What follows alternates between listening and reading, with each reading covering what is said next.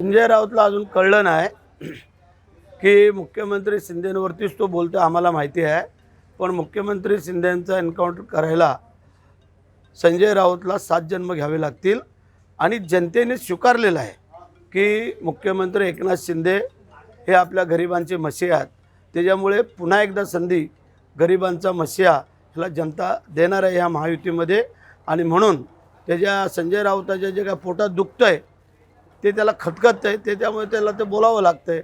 जी वस्तुस्थिती आहे, अक्षय शिंदेंनी केलेलं पाप, केलेलं कृत्य हे खरं म्हणजे बाहेरच्या देशात असता तर तिथल्या तिथेच गोळ्या घालून त्याला ठार मारला असता, परंतु आपली न्यायव्यवस्था थोडी वेगळी असल्यामुळे त्याला वेळ लागतो।